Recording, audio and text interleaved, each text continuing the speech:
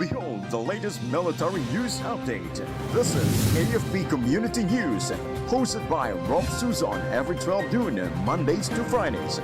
Only here on DWDD Armed Forces Radio. One AFP for a stronger Philippines. Female cadet tops PMA class of 2025 Aero Cadets graduates. AFP kicks off Philippine Uniform Services Dependent Sports League. PNP unveils disaster response equipment. 2 Mpox cases detected in Maguindanao del Norte.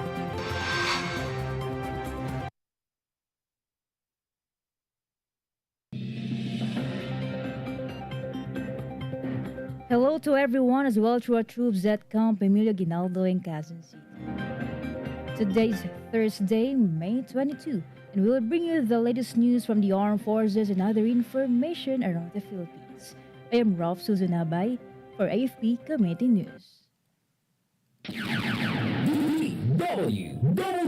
Armed Forces News.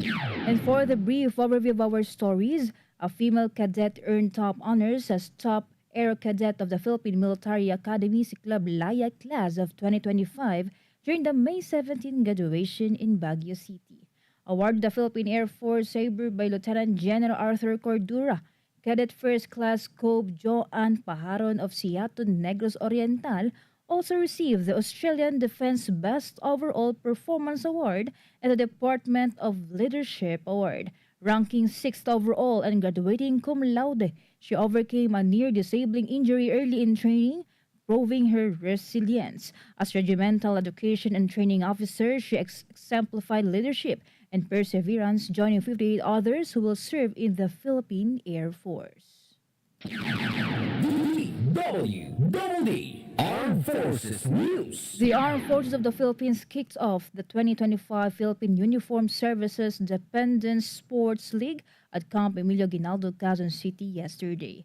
It aims to foster unity, discipline, and family support across uniformed agencies. Brigadier General Armand Arevalo, representing AFP Chief of Staff General Romeo Browner Jr., led the opening ceremony and emphasized the event's role in building character and camaraderie among dependents of AFP, Philippine National Police, Philippine Coast Guard, Bureau of Fire Protection, Bureau of Jail Management and Penology, Metropolitan Manila Development Authority, and the Bureau of Immigration Personnel.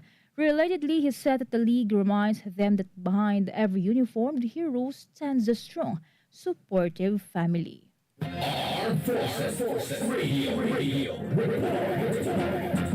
Let us hear more from Meljoy of 1st CRG about IP Community receives sustainable livelihood skill training in Zambales. Yes, ROF, as part of its ongoing efforts to promote sustainable livelihood and economic empowerment among indigenous peoples communities in Zambales, the 69th Infantry Cougar Battalion, in partnership with the Department of Trade and Industry Zambales, Local Government Unit Botolan, and Sonia Sweets conducted a community-based livelihood training on converting banana and sweet potato into value-added products like chips held at Old Villar, Botolan, Zambales. This activity supports the 69th Infantry Battalion's mission to promote peace and development in far-flung communities by teaching practical skills for sustainable livelihood. The indigenous people community located along a popular trail on Mount Pinatubo, known as the Beautiful Disaster, is in a prime spot to sell local products to tourists. With their new skills in hand, they now have the chance to turn tourist visits into steady, reliable income. Turning local crops into marketable products not only strengthens food security but also creates opportunities for small-scale businesses. To ensure the long-term success of this livelihood initiative, the Cougar Battalion will continue working with partner agencies and the local government to assist the indigenous people communities grow their efforts until they can operate sustainably. This is Meljoy Nesho Orok reporting for AFP Community News, one AFP for stronger Philippines. Thank you, Meljoy of 1st CRG.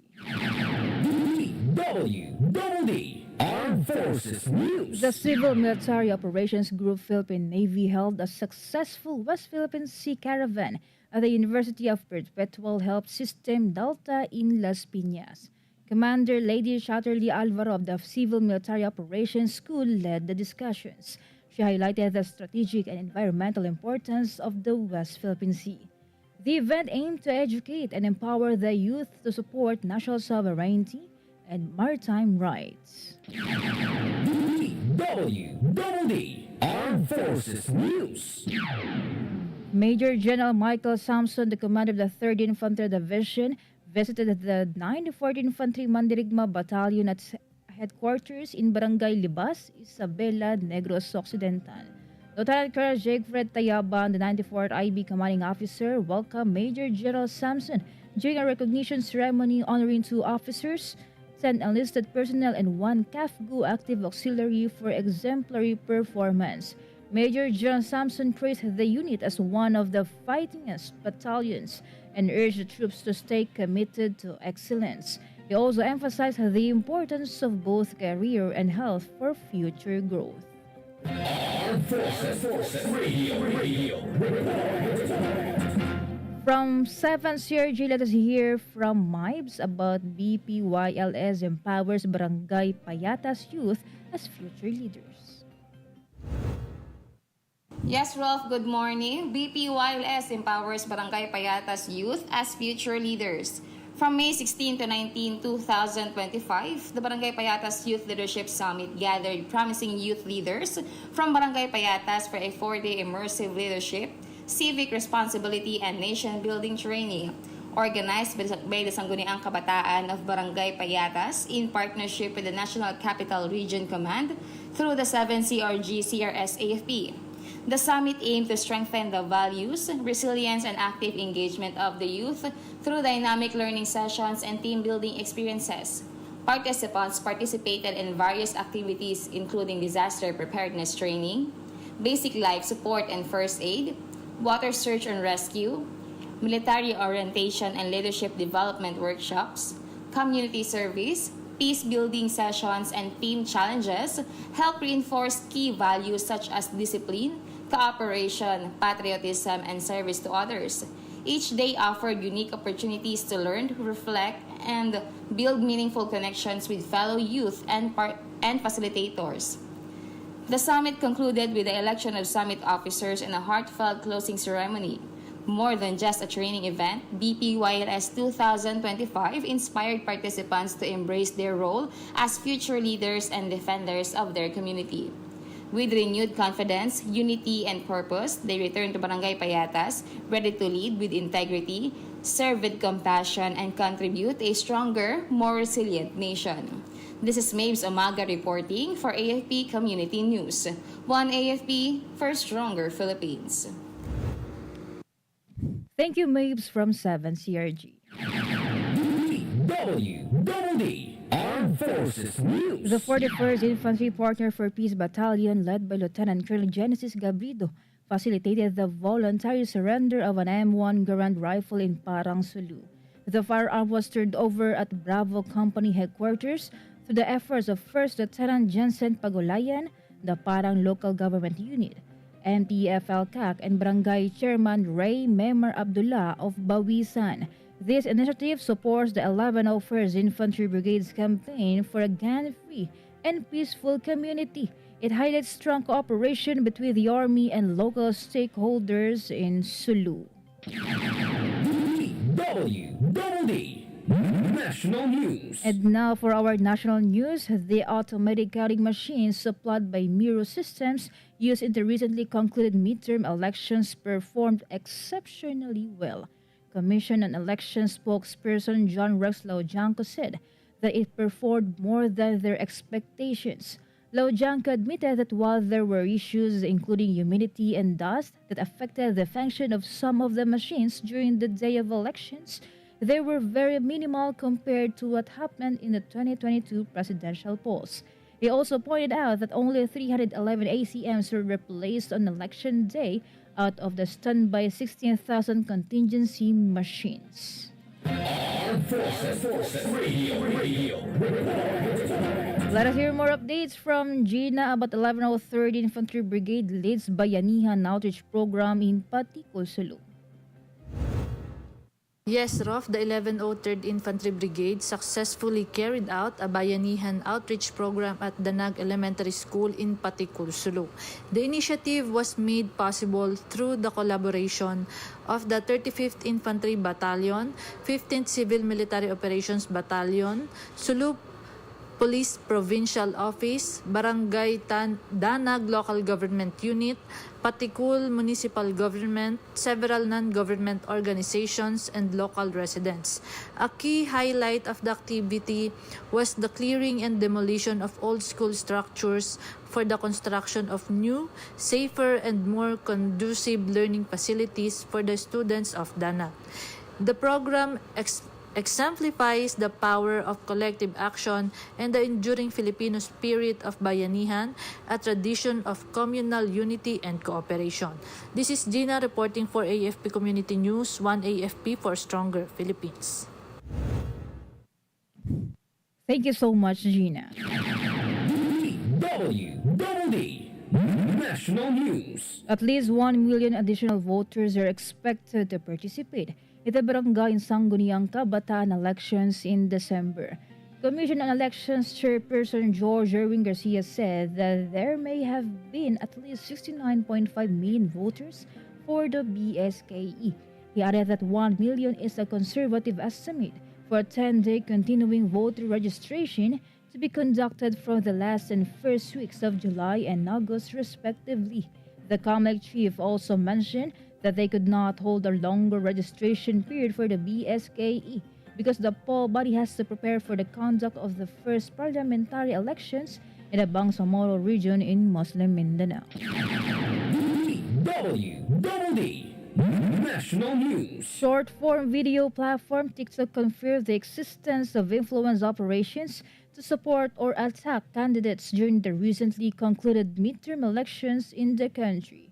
Over 573,000 fake accounts were removed from the platform from March 24 to May 12. Another 550,000 spam accounts created in the Philippines were also blocked by TikTok during the same period.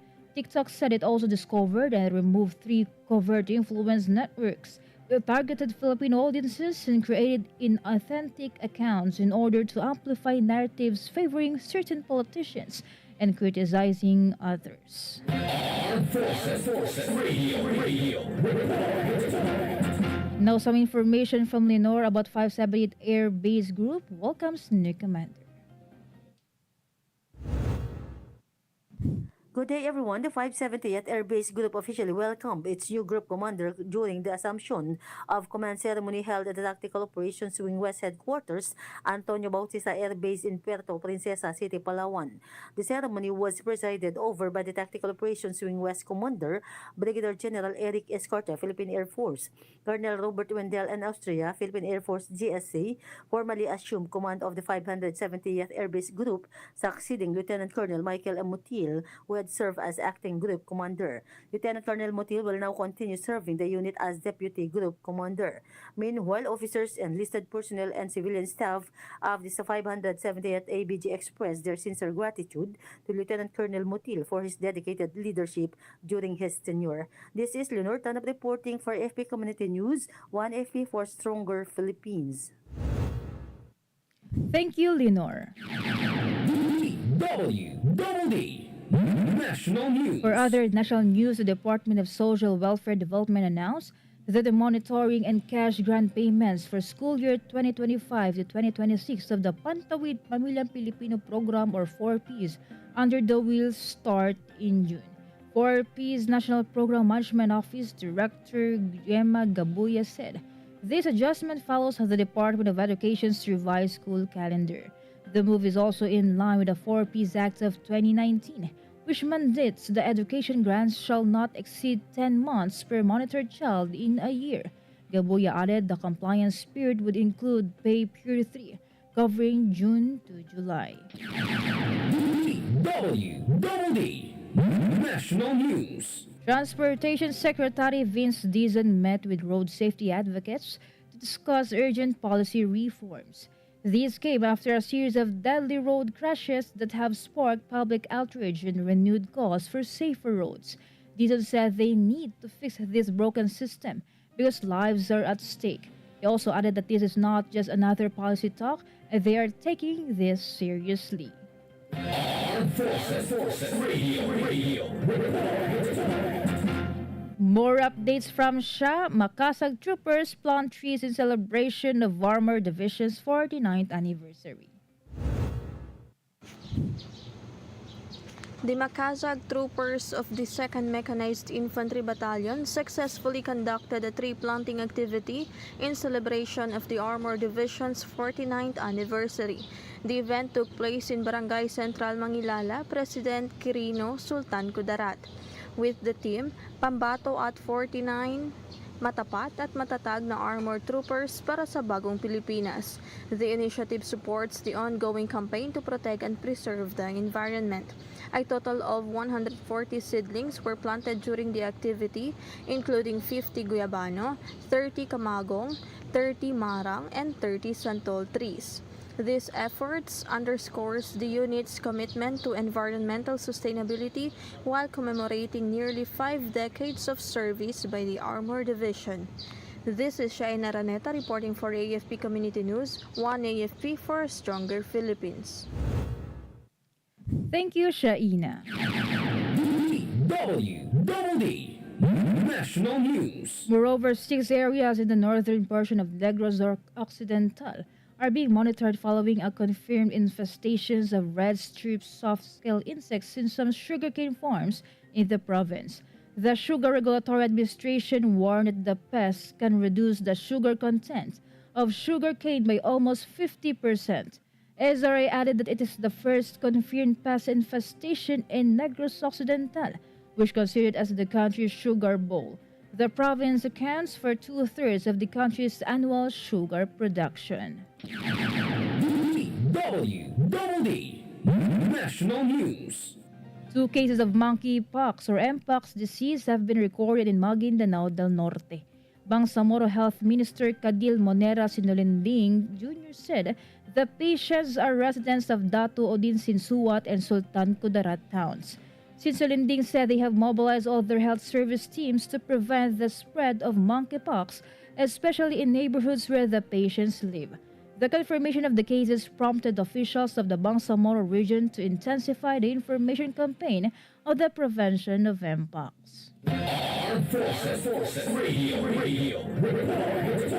On the other line, let's hear more from Glenn about Philippine Air Force dependents participate in 2025 Philippine Uniformed Services Dependents Sports League.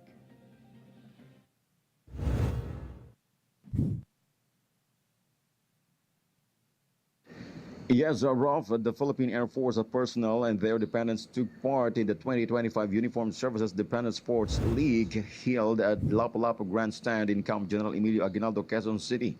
Over 200 dependents from the Philippine Air Force joined the sports leagues, which runs until June 3, 2025.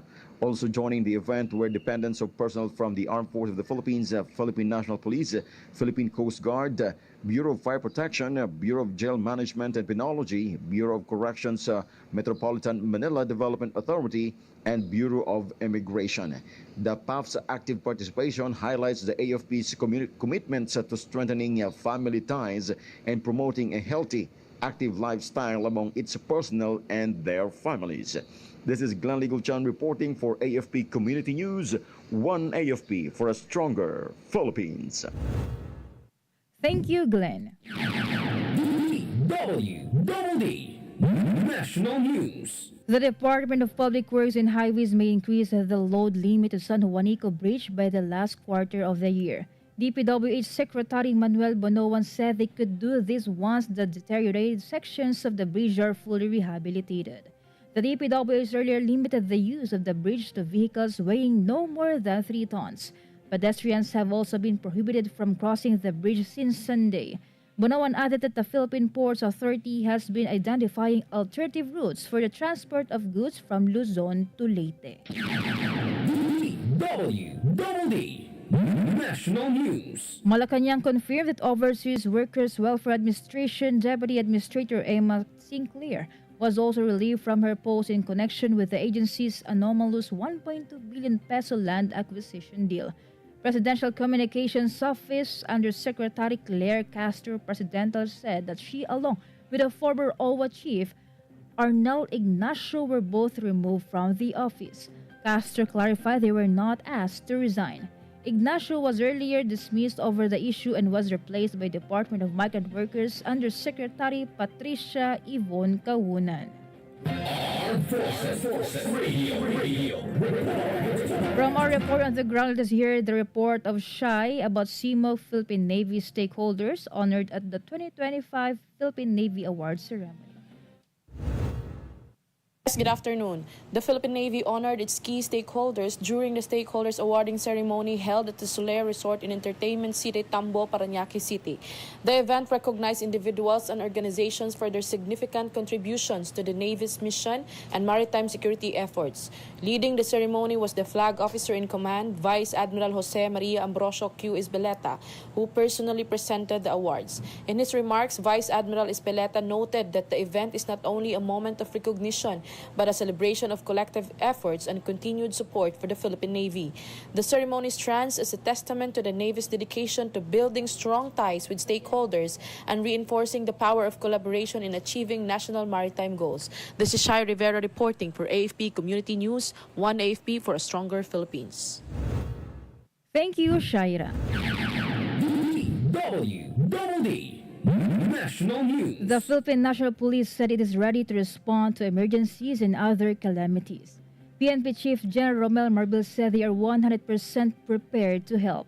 The PNP showcased some of the 8,422 search and rescue equipment, which include gas-driven chainsaws, saw machines, emergency shelters, special-purpose vehicles, speedboats, and fiberglass boats. Marbil also showed a water purified which can make seawater potable for drinking. DWDD Armed Forces News. And that's all for today's broadcast, and thank you so much for joining us, especially to our audience in Facebook page AFP Radio DWDD. Don't forget to tune in tomorrow for more updates, same time and same station. Again, this is Rob Suzunabay for AFP Community News, One AFP for a Stronger Philippines. Behold the latest military news update. This is AFP Community News, hosted by Rob Suzon every 12 noon, Mondays to Fridays. Only here on DWDD Armed Forces Radio. One AFP for a Stronger Philippines. Kayo ay nakatutok sa DWDD AFP Radio. Kami po ay kasapi ng KBP, Kapisanan ng mga Broadcaster ng Pilipinas.